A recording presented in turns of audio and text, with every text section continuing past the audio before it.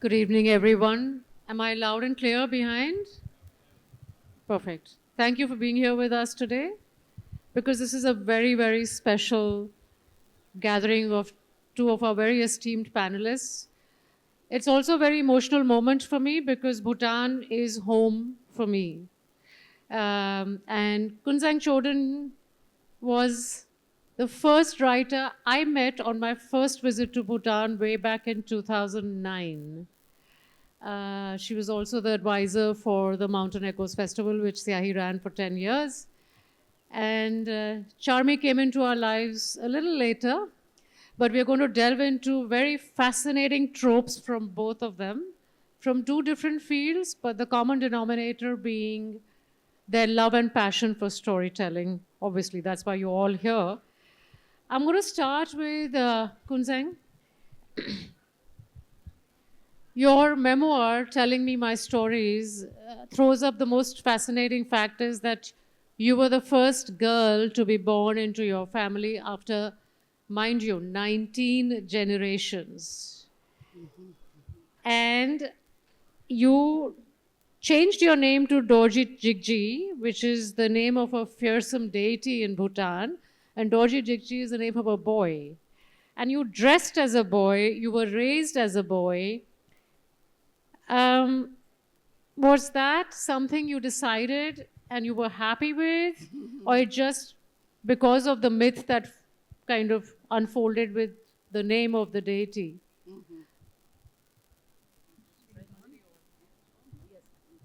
Okay. Hello. All right. So I didn't have a role in deciding whether I would be brought up as a boy or a girl. It just happened. The circumstances happened, and Bhutanese, we believe, even today in this day and age, in horoscopes. So when I was born, I was one of the few girls in 19 generations of my ancestry. So everybody was a little bit worried about, will she live? Will she survive? What will happen to her? And then sure enough, I started having some health problems. And they consulted a monk who said she should have never been a girl. She should be a boy. So I was given the name of one of the most ferocious deities, Death Defier, and brought up as a boy, no different from my brothers. And this again changed when I was over 9 years old and I was being sent to school. They said, no, you cannot go as a boy, you have to become a girl. So that's how I was born a girl, made a boy, and made a girl again. And that's where I am today. Yeah. Kunzang, your home, your family home, there's a region called Bomthang, which is one of the most beautiful places in Bhutan. You have a home called Ugyen Choling, Right. which is a veritable palace, which you grew up in, but you were large hearted enough to turn into a museum. Tell us a bit about that. Okay.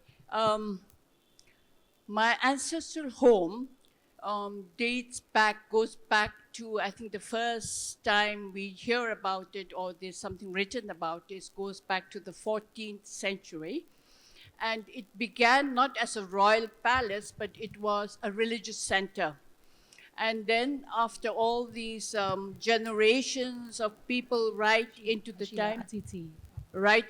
time when in the 1950s, when we had a lot of social changes under the third king, who is known as the father of modern Bhutan, and a lot of social changes happened.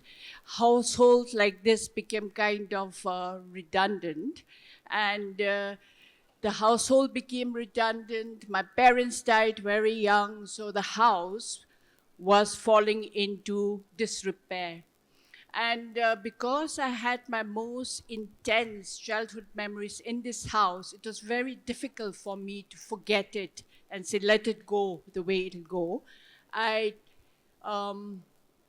by about the mid 1990s, I decided I had to revive this house.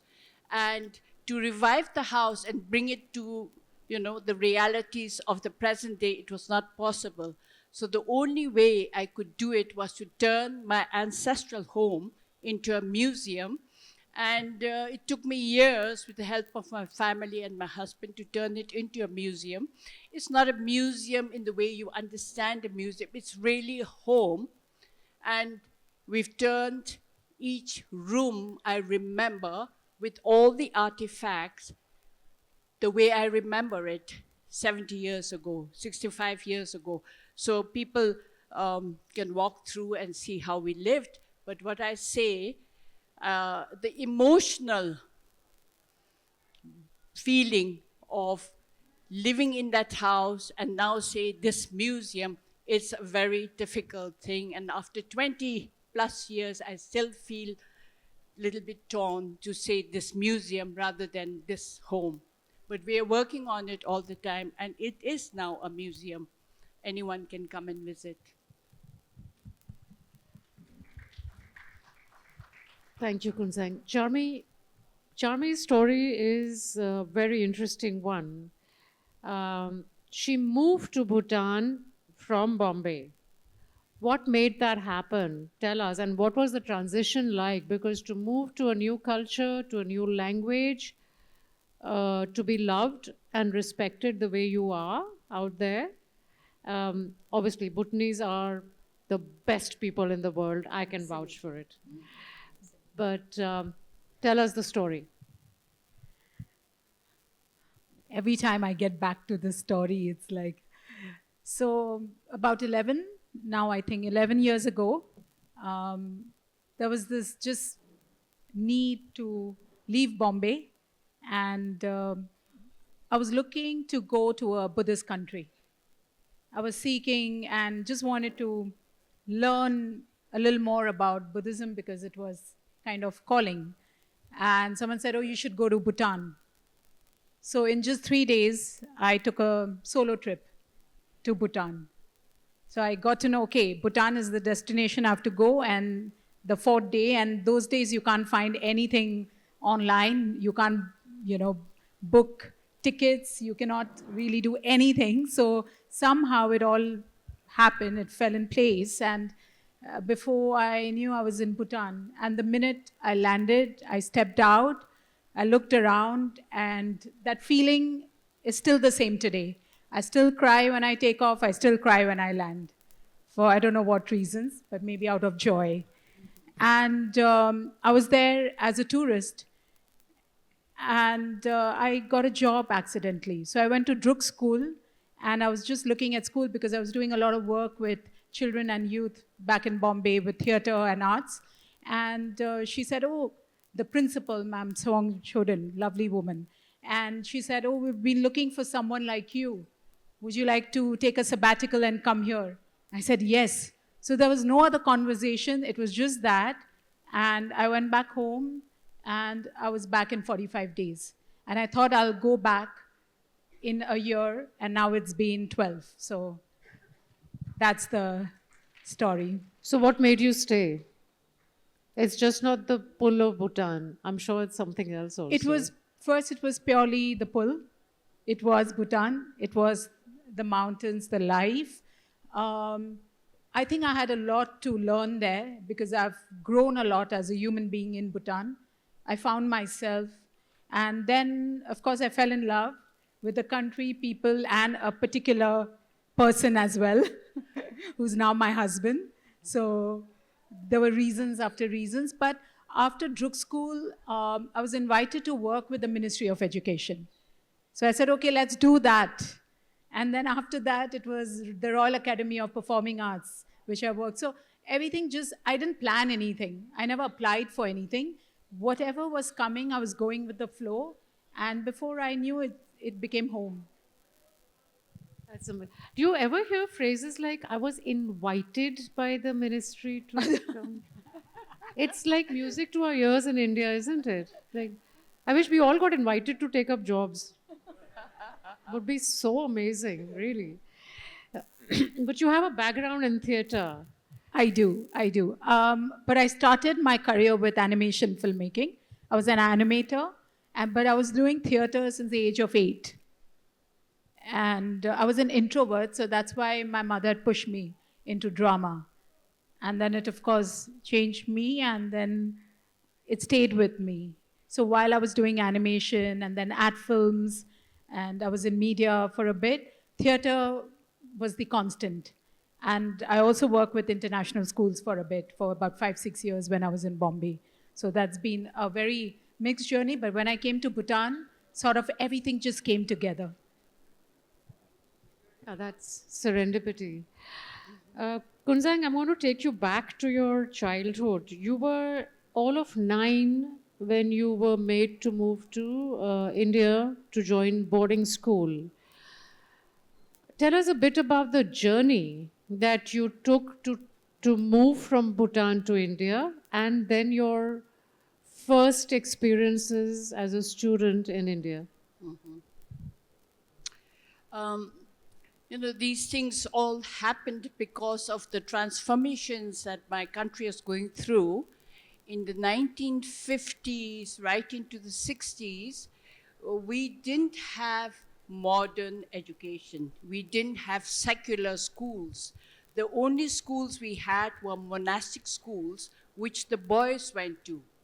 And of course, they could get the religious education, but that was the place where you could get some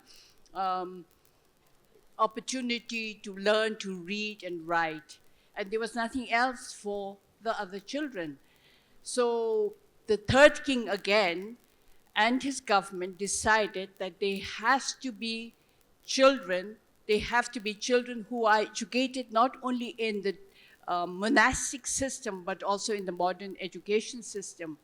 And in the 1960s, there was still no infrastructure. There were no schools, modern schools. But the government decided that while we built the schools, the children should not wait for the structures to come up, but we have to send them to schools in India. And the hill areas like Darjeeling, Kurseong, Kalimpong had very good schools.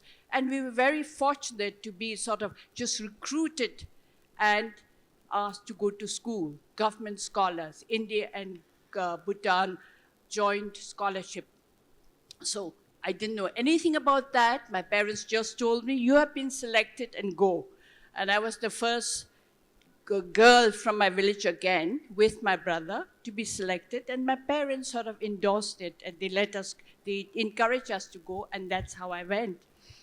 In 1962, when I came from my village, to reach the border of India, southern part of central Bhutan, there was not a single kilometer of road. So we had to walk. So people get really shocked. I walked to school. How long? 12 days. So it was a journey of 12 days till we reached the Indian border, and then took transport to go to Kalimpong, Darjeeling. And now I'm always laughing in a way, not in a rude way, but in a way, at all the international visitors who come and pay a high price and carry their luggage and camp. I said, I did that all a long time ago. I would never pay $250 or $30 or $300 to do that again. It was a long journey. And it was a journey into the unknown for a purpose that I didn't know why I was being sent. And I went to a convent, Irish convent school in Kalimpong for the first year. And I was miserable. And this is the result of my 1 year of misery is actually the result of my book telling me my stories. So you didn't know a word of English, and you won't speak to anybody. How alienating was that? Thinking back now, I just say, how did I survive? Because I didn't speak any other language except the language that was spoken by a few hundred people in my village, enclosed in this valley of central Bhutan. I didn't even speak the language, the national language, which is Dzongkha. I'd never heard of English. I'd never heard of Hindi or Bengali or Nepali. And I was thrust into this convent. And people looked different, and people were dressed differently. The nuns, they had their habits and just the eyes piercing out. We were made to sit at a table and eat, and nobody could speak to me, and I couldn't speak to anybody. There were some Bhutanese girls there, but they came from the western region and they spoke their language only. So I was locked into silence. And of course, the first few days was, because I was already plus 9 years old, they didn't want me to go into kindergarten, but I was just being shoved from here to there so all sort of things were happening behind me, and I was just being physically led from one situation to another. And that's how I lived for 1 year. Now, it just gives me goosebumps. Charmi, you tell your stories. Kunzang resorts to writing, but you tell your stories through the visual medium and through theatre. And you also started a production company called the Snow Leopard. Must tell them why Snow Leopard, and then what does the company do? I must say how and why Snow Leopard happened. So, a year and a half ago, about a year and a half ago, I was not feeling too well. And I was always meditating a lot those days, or just sitting in silence. And I really felt the presence of a snow leopard out of the blue.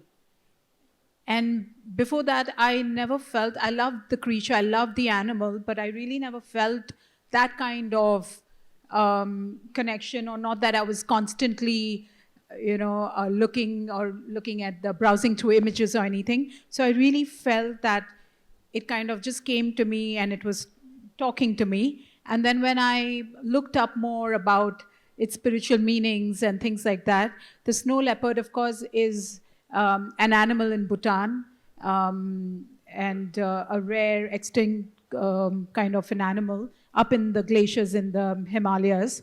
And the snow leopard is elusive. It's known as a snow acrobat.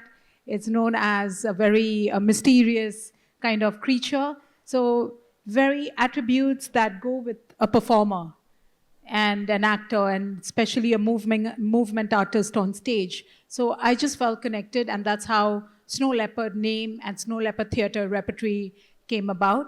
And I'm very inspired by environment, Bhutan, and the nature and the environment for the work I do. That's my inspiration. So I think everything sort of fell in place there. And it felt like a deep connection.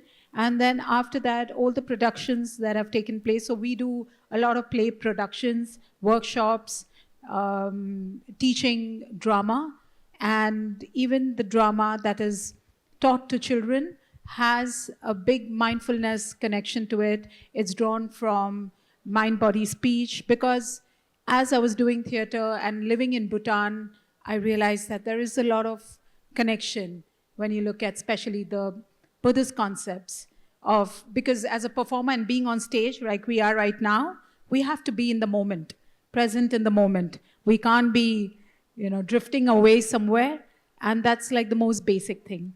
So I think that's how it all sort of came about.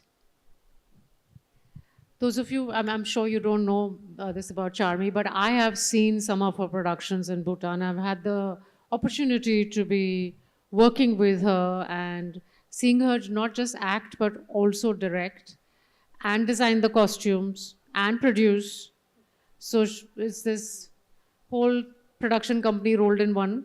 Though, lots of collaborators are there, but it's fascinating the way the retelling of stories happens. The last I saw was the Black Crane, the Shapeshifters, yes. Oh well, I'm just trumpeting Bhutan right now, but you guys need to go.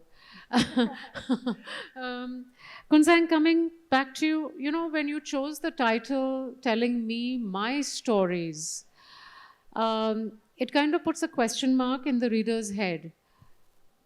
And there's a story behind this. So please regale our audiences with that. Okay. So going back to where I left off, saying that I couldn't talk to anybody. But I think human beings need to talk, need to communicate. I was just beginning to understand one or two words floating in the classrooms, in the dining room with the nuns. But then there was this great need for me to talk. And I found my own strategy. The only time that I had a private space, a quiet, nobody minded me, nobody looked at me, or I felt nobody was laughing at me, was when we were sent to bed in the dormitory. And although we didn't have different private space as such, we were in the mass dormitory, but every night I went to bed with joy, because that's the time I could talk to myself. And I didn't need somebody to listen to. I didn't need to have somebody to talk to me. I was just talking to myself. And what was I talking about is I felt so alienated, so disconnected.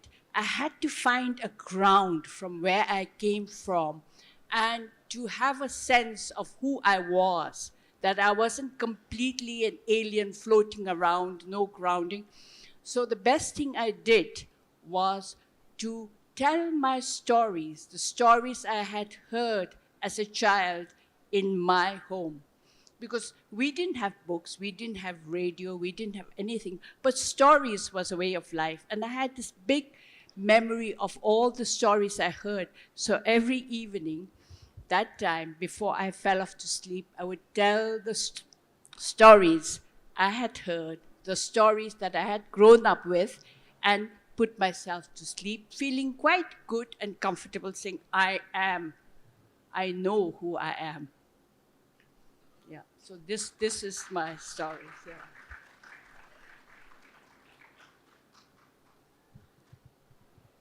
It's just sometimes when you read the book and you go from one page to another of Kunzang's life and you hear not just her story, but the story of the social changes in Bhutan, how deeply connected they are to their roots still in spite of all the modernization that has taken place.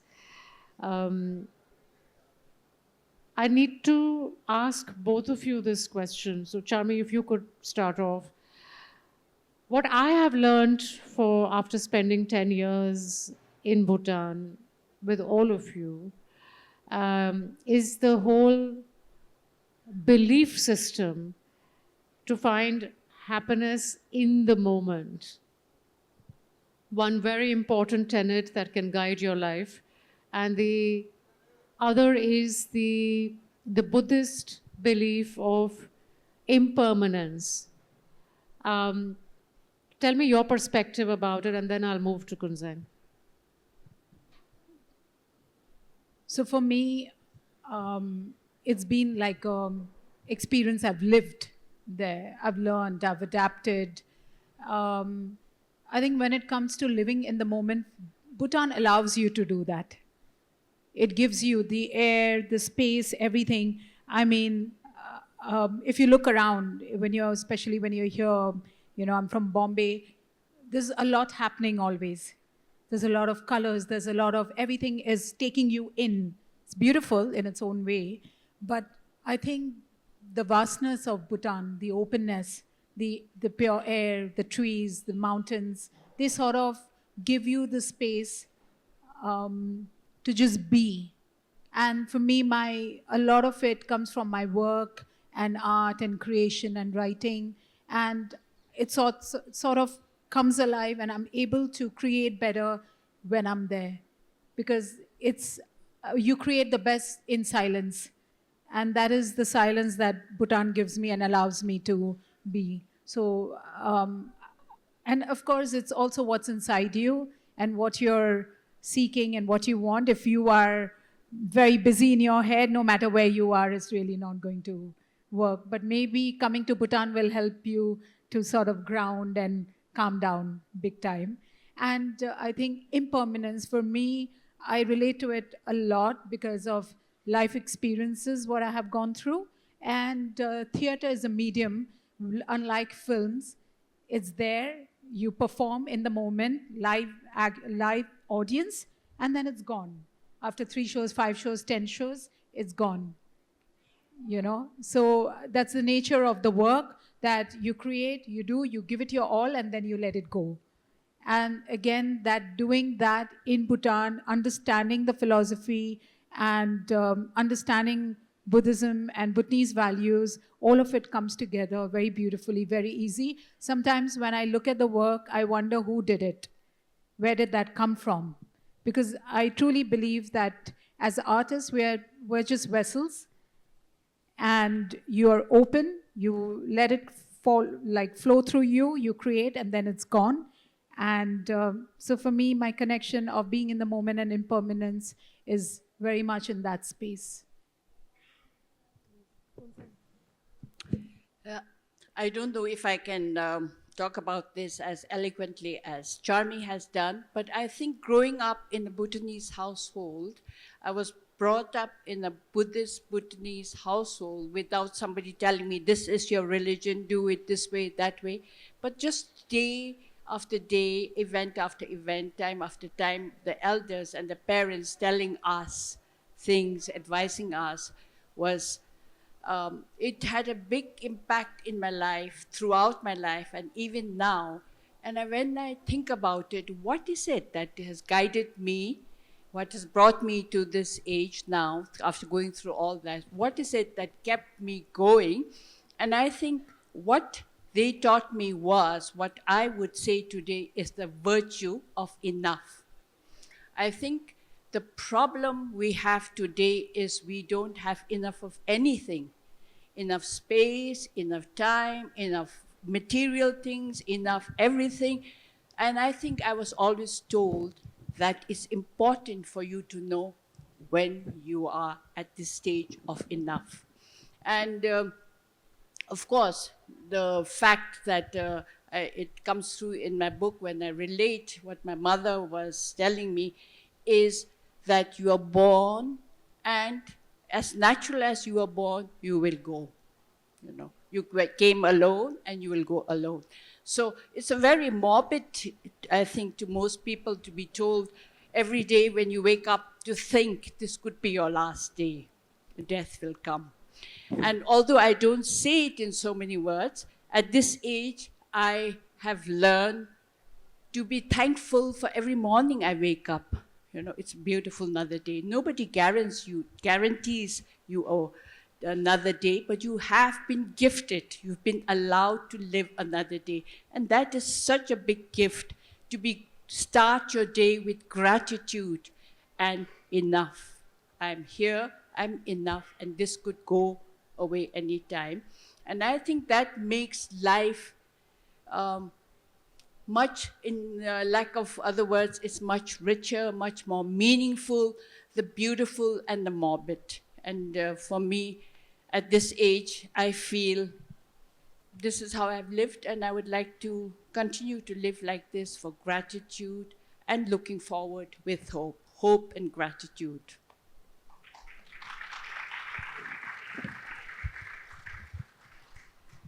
That was beautiful, both of you. Thank you. Charmy, because you moved cultures, not just countries, and I know how impacted you are by Bhutanese folklore, Bhutanese myths, the oral traditions. How do you select your stories, which you then produce into theatre? When you read, when you hear, there are a few, I think, historic characters, people that you resonate with. And some, I believe, they sort of choose you to do some work. I may sound a little bit, crazy when I say these things, but I think that it's good to have that kind of belief and imagination, because it at least helps you to create as purely and as innocently as one can, without thinking much about the after. And at least when I'm making films, it's different, because it's a different business. And it's very edgy, and you have to think a lot about. But theatre at least allows me to sort of just create, and see where it's going. So when it comes to the Bhutanese stories and folklore, everything is so unique and beautiful in that texture. And growing up in Bombay, I went to a convent school. I was born in a Jain family. My mother's taken me to Sai Baba, to the church, to Dargah, to everything. So in one way, I found my roots and identity after coming to Bhutan very late in life. And only then I understood the importance of having that sort of roots and identity. And because of Bhutan, I connected to my original roots of Kutch, Run of Kutch, which I've never lived in and I didn't know much about. So I think all of this together kind of helps me to choose, or I don't know, when the folklores and the historic characters, especially when we are working with plays. So it's more about what I can do, whether I'll do justice to it or not. And if something I feel that no, this is not something that should be done in theater, or I can't, or I'm not the right person, I'll never touch that. So that's complete honesty. Kunzang, coming back to you, Kunzang, by the way, has a repertoire of children's books, which are beautiful and again steeped in Bhutanese folklore, oral traditions. You took a huge leap from writing for kids straight into a genre of narrative nonfiction, and that also writing about your life. What made you do that, and how did you navigate this path? Again, going back to the time when I was telling myself stories, came back to me after I was married and I had my own children and we were living in the US. And I was married to, I am married to still, a Swiss man. And we were living in the US, and my children were so confused because they had been listening to Bhutanese tales, and we had lived in Switzerland for a while, and they, listened to. So when we were in the US, they said, "Who are we?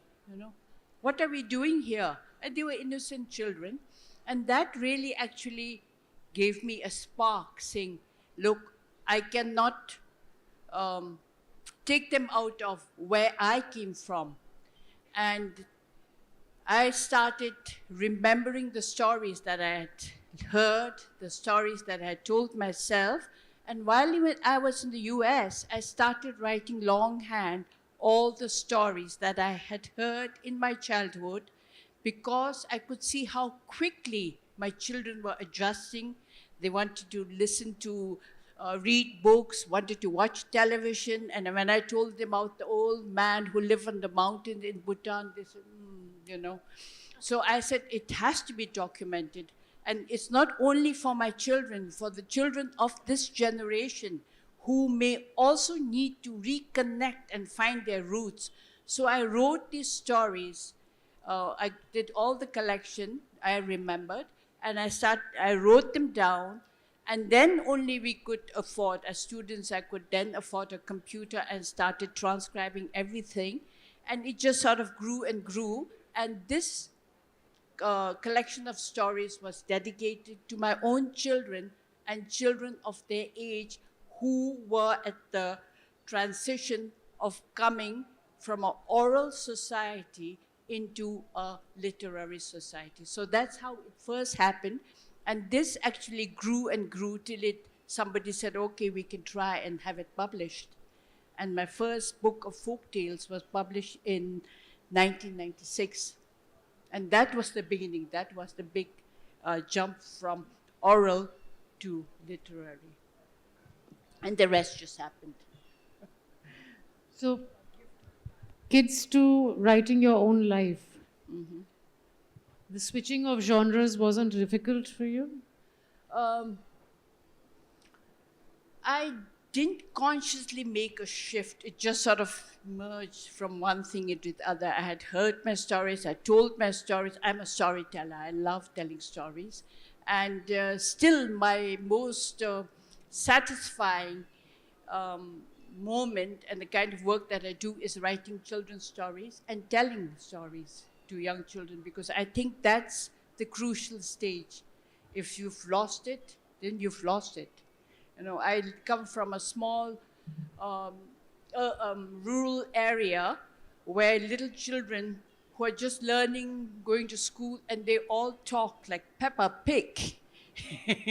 And then I say, okay, we have our own stories. I have to tell it to you in my language. And for me, that's the biggest joy, to be able to help children to connect to their roots. Charmi, when you were telling me about working with the youth, how do you transport yourself into the themes that you feel will connect more with them, and how difficult is that? Because today's youth is another ball game. I often go back to my days, and I was a misfit. I couldn't really express myself in my environment, and there was really no one to listen. So I was telling myself my stories or my imaginary friends. And so all I do now is, with youth, I listen, because I think listening is very important. We are very used to speaking and telling and preaching and talking down. But if we treat one like an equal, and especially the young people, and just hear them as another human being who has a different thought process because of time, age, era, and many other things. And that's my inspiration to work with them. And then we work together. They teach me, I teach them. And that everything happens through theater, and sometimes non-verbal, physical theater, mass theater. So much is said without being said. And I think that is the power and beauty of storytelling through theater and working with youth and children through theater. So That's absolutely amazing. I'm going to throw this open to the audience for questions for both Kunzeng and Charmi. There's one in the front here. There's one, a little kid at the back. Can we have the mic reaching them, please? Yeah, thank you.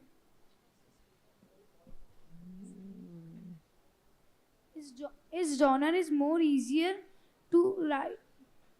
My question is for Kung Zhang. Is genre is more easy? Which genre is more easier to write, fiction or non-fiction? Wow. What is easier to write, fiction or non-fiction?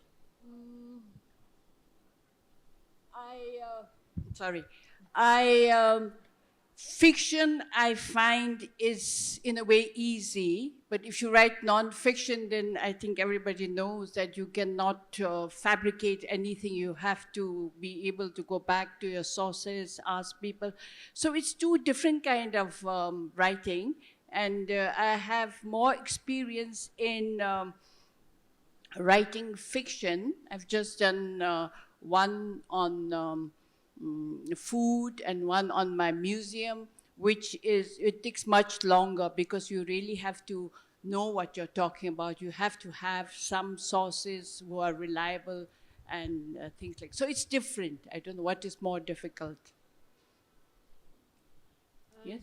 There's one more question. Oh, lots of questions. Can we give the mic to the lady in the front and then one in the second row? And there's a little Hello. child at the back. Also, Also, sorry. He's putting up his hand very high. Okay, great. Hello, good evening to the members of the panel. I'm Kaustubh, I've come from Delhi. And certainly, the two storytellers on the stage, it is incredible to be hearing your voices. My question is, although to Meeta Kapoor ma'am, I think Siahi has done a wonderful job in pushing, the voices of women. But what are the dangers that you see in the publishing industry that still pose a lot of risk to the emerging voices of women as writers? There's no risk at all. There was never any risk. Women's voices or debut voices, anything. The story has to be strong, the narrative has to be strong, the book has to stand on its own merit. I don't think in today's world, I don't sit up and actually take notice that, oh, I have only so many women writers, I must get more. Or I should take less male writers. CI's never thought like that. Whatever we've done organically. We have to fall in love with the writing and that's it. I don't look, as a rule, do not open the author profile that comes to me with my submissions, though my website asks for it. I go straight to the book. And I don't think, there are publishers sitting here in the audience, and I think they will concur with me that it's all about what's written.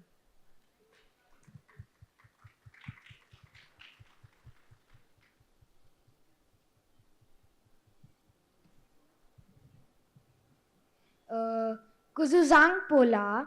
So I like anime so much. So my question is to Charmi that what was your best creation as an animator, you think, and what challenges did you face making that, and did you like it?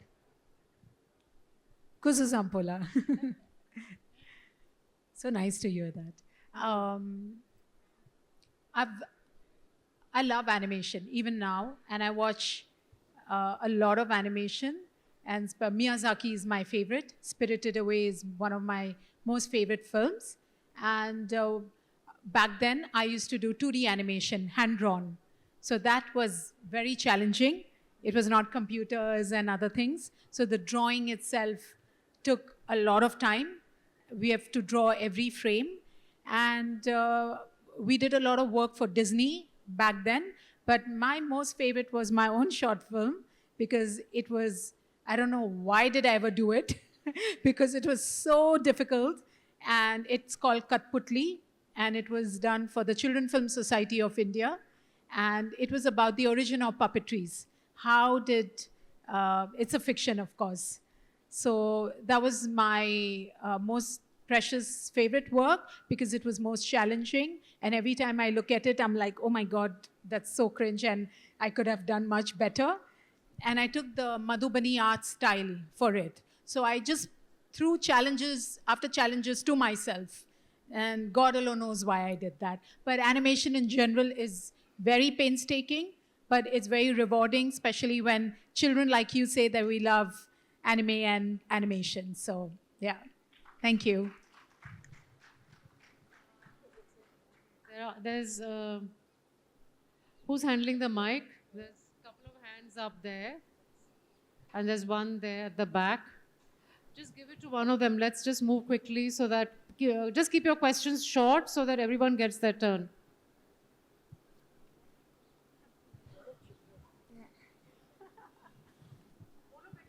Come on, out. Come on, speak up. My name is Jashvi, and I want to ask this question to Mrs. Kunzang. I want to ask, which is your favorite fictional story? Which is your favorite story? Fiction. My favorite, you seem to know some of my books. Have you read anything? No? Okay, so if you read, I think just now you may be a little young, but if you look at my book about a dog, it's called Tawa, the Stray Dog in Bhutan. And that was the one that came to me very naturally. It came very quickly.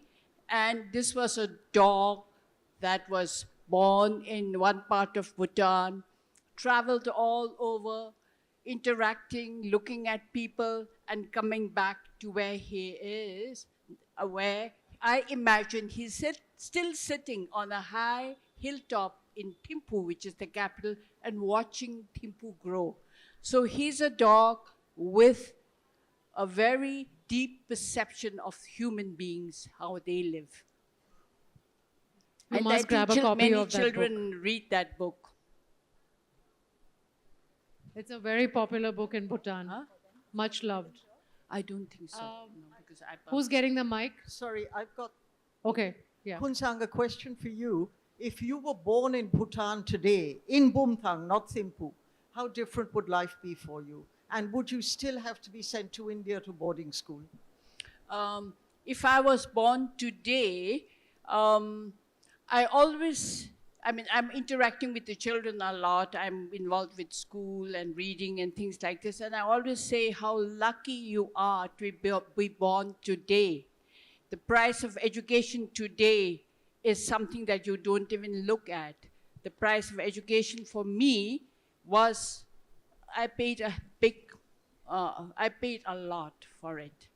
And as a child now, you're so lucky because the infant mortality in Bhutan is, leveled out. And at the time when I was growing up, I didn't understand it then, but my elders and my parents, they always worried about how long will you survive. There were no vaccinations, there was no medicine, and now we have these programs, outreach programs, that every child is vaccinated, every child has free school. So I think the children today are really fortunate.